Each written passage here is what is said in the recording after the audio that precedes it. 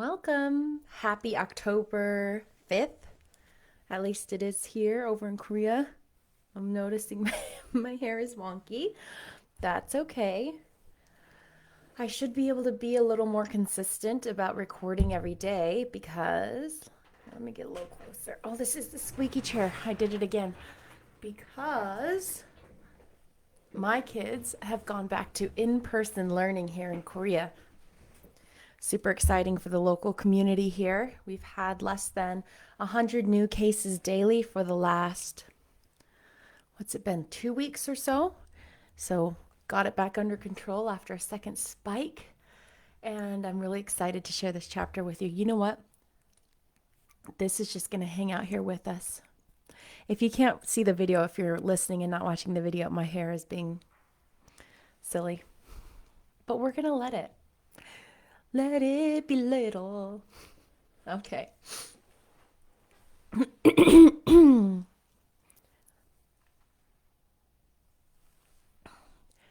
Chapter 16. I both wished and feared to see Mr. Rochester on the day which followed this sleepless night. I wanted to hear his voice again, yet feared to meet his eye. During the early part of the morning I momentarily expected his coming. He was not in the habit of frequently entering the schoolroom, but he did step in for a few minutes sometimes, and I had the impression that he was sure to visit it that day. But the morning passed just as usual. Nothing happened to interrupt the quiet course of Adele's studies. Only soon after breakfast I heard some bustle in the neighbourhood of the Mr.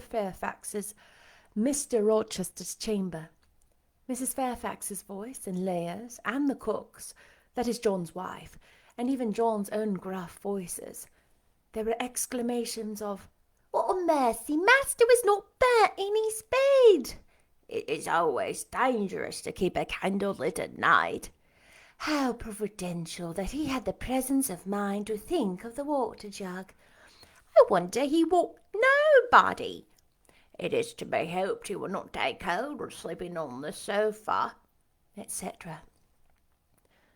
To much confabulation succeeded a sound of scrubbing and setting to rights, and when I passed the room, in going downstairs to dinner, I saw through the door that was all again restored to complete order. Only the bed was stripped of its hangings. Leah stood up in the window seat, rubbing the panes of glass dimmed with smoke. I was about to address her, for I wished to know what account had been given of the affair, but on advancing I saw a second person in the chamber, a woman sitting on a chair by the bedside and sewing rings to new curtains. That woman was no other than Grace Poole. There she sat, staid and taciturn-looking, as usual, in her brown stuff gown, her check apron and white handkerchief and cap. She was intent on her work, in which her whole thoughts seemed absorbed. On her hard forehead and in her commonplace features was nothing either of the paleness or desperation one would have expected to see marking the countenance of a woman who had attempted murder, and whose intended victim had followed her last night to her lair and, as I believe, charged her with the crime she wished to perpetrate. I was amazed, confounded. She looked up while I still gazed at her. No start, no increase or failure of colour betrayed emotion, consciousness of guilt, or fear of detection. She said, "Good morning, miss," in her usual phlegmatic and brief manner, and taking up another ring and more tape, went on with her sewing. I will put her to some test, thought I. Such absolute impenetrability is past comprehension. "Good morning, Grace," I said. "Has anything happened here? I thought I heard the servants all talking together a while ago." "Only master has been reading in his bed last night. He fell asleep with his candle lit and the curtains caught fire. But, fortunately, he awoke before the bedclothes or the woodwork caught, and contrived to quench the flames with the water in the ewer." "A strange affair," I said in a low voice, then looking at her fixedly. Did Mr. Rochester wake? Nobody? Did no one hear him move? She again raised her eyes to me, and this time there was something of consciousness in her expression. She seemed to examine me warily. Then she answered, "The servants sleep so far off, you know, miss, they would not be likely to hear. Mrs. Fairfax's room and yours are the nearest to master's, but Mrs. Fairfax said she heard nothing. When people get elderly, they often sleep heavy." She paused and then added, with a sort of assumed indifference, but still in a marked and significant tone, "But you are young, miss, and I should say a light sleeper. Perhaps you may have heard a noise?" "I did," said I, dropping my voice, so that Leah, who was still polishing the panes, could not hear me. And at first I thought it was Pilot, but Pilot cannot laugh, and I am certain I heard a laugh, and a strange one. She took a new needleful of thread, waxed it carefully, threaded her needle with a steady hand, and then observed, with perfect composure, "It is hardly likely master would laugh, I should think, miss, when he was in such danger. You must have been dreaming." "I was not dreaming," I said with some warmth, for her brazen coolness provoked me. Again she looked at me, and with the same scrutinizing and conscious eye. "Have you told master that you heard a laugh?" she inquired. "I have not had the opportunity of speaking to him this morning." "You did not think of opening your door and looking out into the gallery?" she further asked. She appeared to be cross-questioning me, attempting to draw from me information unawares. The idea struck me that if she discovered I knew or suspected her guilt, she would be playing of some of her malignant pranks on me. I thought it advisable to be on my guard. "On the contrary," said I bolted my door." "Then you're not in the habit of bolting your door every night before you get into bed?" "Fiend! She wants to know my habits, that she may lay her plans accordingly." Indignation again prevailed over prudence. I replied sharply, "Hitherto I have often omitted to fasten the bolt. I did not think it necessary. I was not aware any danger or annoyance was to be dreaded at Thornfield Hall, but in the future," and I laid marked stress on the words, "I shall take good care to make sure all secure before I venture to lie down." "It will be wise so to do," was her answer. "This neighbourhood is as quiet as any I know, and I never heard they all being attempted by robbers since I was a house, though there are hundreds of pounds worth of plate in the plate closet, as is well known. And you see, for such a large house there are very few servants, because master has never lived there much, and when he does come, being a bachelor, he needs little waiting on. But I always think it best to err on the safe side. A door is soon fastened, and it is as well to have a drawn bolt between one and any mischief that may be about. A deal of people, miss, are for trusting all to Providence. But I say Providence will not dispense with the means, though he often blesses them when they are used discreetly." And here she closed her harangue, a long one for her, and uttered with the demureness of the Quakeress. I still stood absolutely dumbfounded at what appeared to me her miraculous self-possession and most inscrutable hypocrisy, when the cook entered.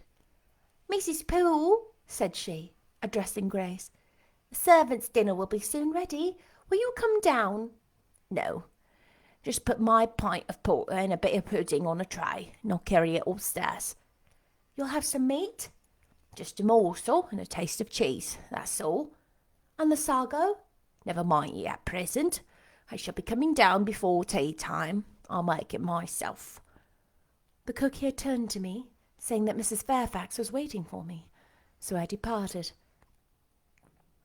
I hardly heard Mrs. Fairfax's account of the curtain conflagration during dinner, so much was I occupied in puzzling my brains over the enigmatical character of Grace Poole, and still more in pondering the problem of her position at Thornfield, and questioning why she had not been given into custody that morning, or, at the very least, dismissed from her master's service. He had almost as much as declared his conviction of a criminality last night. What mysterious cause withheld him from accusing her? Why had he enjoined me, too, to secrecy? It was strange. A bold, vindictive, and haughty gentleman seemed somehow in the power of one of the meanest of his dependents, so much in her power that even when she lifted her hand against his life, he dared not openly charge her with the attempt, much less punish her for it. Had Grace been young and handsome, I should have been tempted to think that tenderer feelings than prudence or fear influenced Mr. Rochester in her behalf, but hard-favoured and matronly as she was, the idea could not be admitted. Yet, I reflected, she has been young once. Her youth would be contemporary with her master's. Mrs. Fairfax once told me she had lived here many years. I don't think she can ever have been pretty, for I ought know. She may possess originality and strength of character to compensate for the want of personal advantages. Mr. Rochester is an amateur of the decided and eccentric. Grace is eccentric, at least. What of a formal caprice? A freak very possible to a nature so sudden and headstrong as his has delivered him into her power, and she now exercises over his actions a secret influence, the result of his own indiscretion, which she cannot shake off and dare not disregard. But having reached this point of conjecture, Mrs. Poole's square, flat figure and uncomely, dry, and even coarse face recurred so distinctly to my mind's eye that I thought, "No, impossible. My supposition cannot be correct." "Yet," suggested the secret voice which talks to us in our own hearts, "you are not beautiful either, and perhaps Mr. Rochester approves you. At any rate, you have often felt as if he did. And last night, remember his words, remember his look, remember his voice." I well remembered all. Language, glance, and tone seemed at the moment vividly renewed. I was now in the schoolroom. Adele was drawing. I bent over her and directed her pencil. She looked up with a sort of start. "Qui avec moi, mademoiselle?" said she. "Vous de joie tremblant comme le feu, et vos cheveux rouges, c'est rouge comme des cerezes." "I am hot, Adele, with stooping." She went on sketching. I went on thinking. I hastened to drive from my mind the hateful notion I had been conceiving respecting Grace Poole. It disgusted me. I compared myself with her and found we were different. Bessie Leaven had said I was quite a lady, and she spoke truth. I was a lady, and now I looked much better than I had before Bessie saw me. I had more colour and more flesh, more life, more vivacity, because I had brighter hopes and keener enjoyments. "Evening approaches," said I, as I looked towards the window. "I have never heard Mr. Rochester's voice or step in the house to-day, but surely I shall see him before night. I feared the meeting in the morning. Now I desire it, because expectation has been so long baffled that it has grown impatient." When the dusk actually closed, and when Adele left me to go and play in the nursery with Sophie, I did most keenly desire it. I listened for the bell to ring below. I listened for Leah coming up with the message. I fancied sometimes I heard Mr. Rochester's own tread, and I turned to the door, expecting it to open and admit him. The door remained shut. Darkness only came in through the window. Still it was not late. He often sent for me at 7 and 8 o'clock, and it was yet but 6. Surely I should not be wholly disappointed tonight when I had so many things to say to him. I wanted again to introduce the subject of Grace Poole, and to hear what he would answer. I wanted to ask him plainly if he really believed it was she who had made last night's hideous attempt, and if so, why he kept her wickedness a secret. It little mattered whether my curiosity irritated him. I knew the pleasure of vexing and soothing him by turns. It was one I chiefly delighted in, and a sure instinct always prevented me from going too far. Beyond the verge of provocation, I never ventured. On the extreme brink, I liked well to try my skill, retaining every minute form of respect, every propriety of my station. I could still meet him in argument without fear or uneasy restraint. This suited both him and me. A tread creaked on the stairs at last. Leah made her appearance, but it was only to intimate that tea was ready in Mrs. Fairfax's room. Thither I repaired, glad at least to go downstairs, for that brought me, I imagined, nearer to Mr. Rochester's presence. "You must want your tea," said the good lady, as I joined her. "You ate so little at dinner, I am afraid," she continued. "You are not well to-day. You look flushed and feverish." "Oh, quite well. I never felt better." "Then you must prove it by inviting a good appetite. Will you fill the teapot while I knit off this needle?" Having completed her task, she rose to draw down the blind, which she had hitherto kept away, by way, I suppose, of making the most of daylight, though dusk was now fast deepening into total obscurity. "It is fair tonight," said she, and she looked through the panes, "though not starlight. Mr. Rochester has, on the whole, had a favourable day for his journey." "Journey? Is Mr. Rochester gone anywhere? I did not know he was out." "Oh, he set out the moment he had breakfasted. He is not he has gone to the Leas, Mr. Eshton's place, 10 miles on the other side, Millcote. I believe there is quite a party assembled there. Lord Ingram, Sir George Lynn, Colonel Dent, and others." "Do you expect him back tonight?" "No, nor tomorrow either. I should think he is very likely to stay a week or more. When these fine, fashionable people get together, they are so surrounded by elegance and gaiety, so well provided with all that can please and entertain, they are in no hurry to separate. Gentlemen especially are often in request on such occasions, and Mr. Rochester is so talented and so lively in society that I believe he is a general favourite. The ladies are very fond of him, though you would not think his appearance calculated to recommend him particularly in their eyes, but I suppose his acquirements and abilities, perhaps his wealth and good blood, make amends for any little fault of look." "Are the ladies at the Leas?" "There are Mrs. Eshton and her 3 daughters, very elegant young ladies indeed, and there are the Honourable Blanche and Mary Ingram, most beautiful women, I suppose. Indeed, I have seen Blanche 6 or 7 years since, when she was a girl of 18. She came here to a Christmas ball and missed a party Mr. Rochester gave. You should have seen the dining room that day. How richly it was decorated! How brilliantly lit up!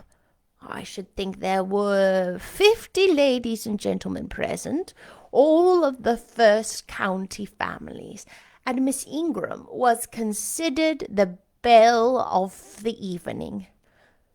"You saw her, you say, Mrs. Fairfax? What was she like?" Yes, I saw her.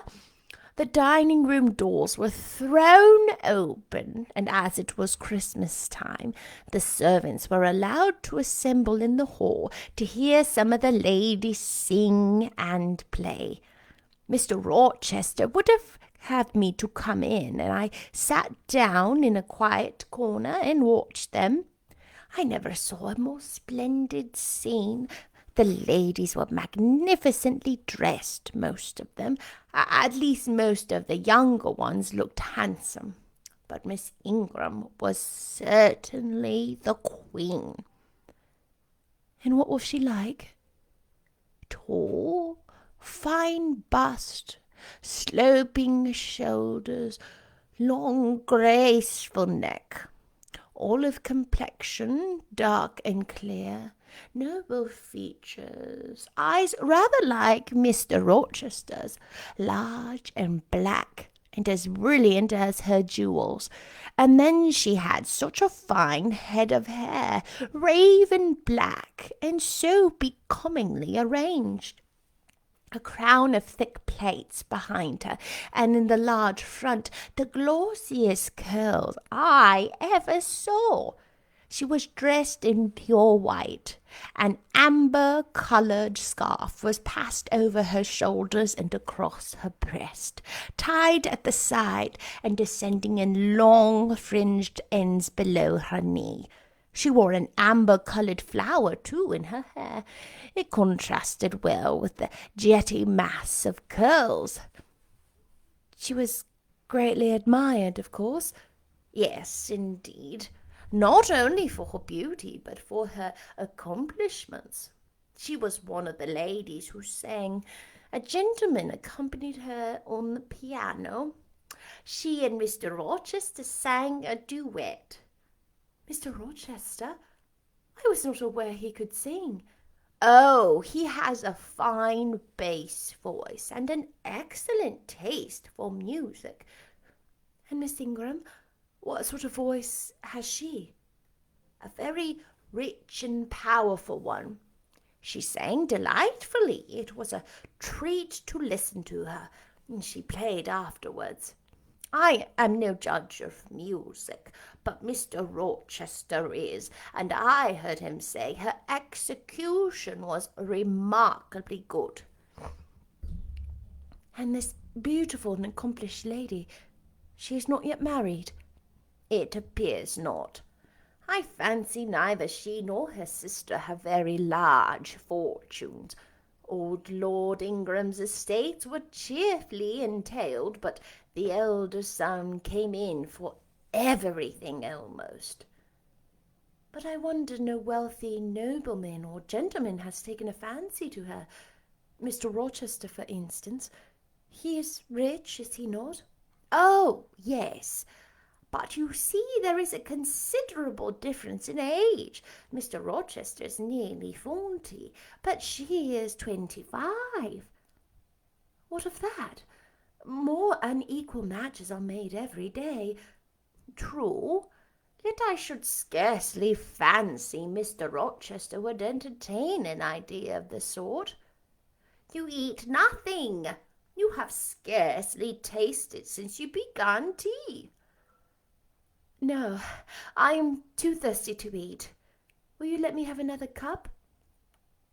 I was about again to revert to the probability of a union between Mr. Rochester and the beautiful Blanche, but Adele came in, and the conversation was turned into another channel.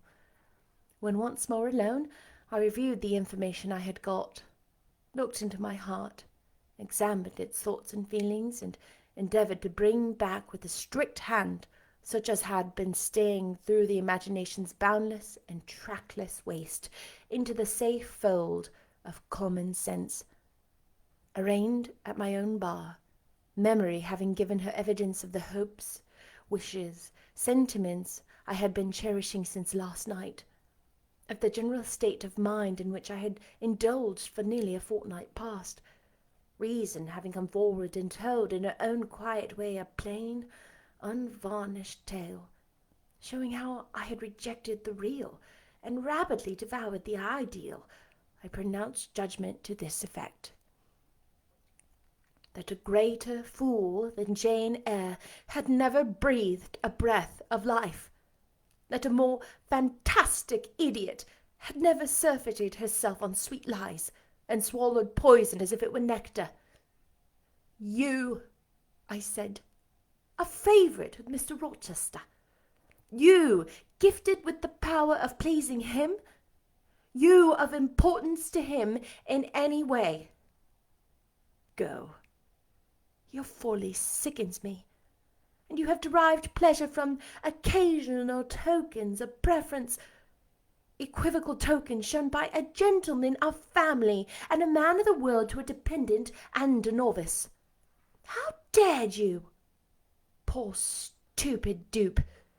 Could not even self-interest make you wiser? You repeated to yourself this morning the brief scene of last night.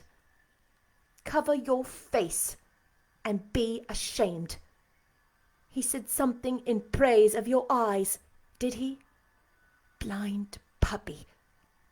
Open their bleared lids and look on your own accursed senselessness.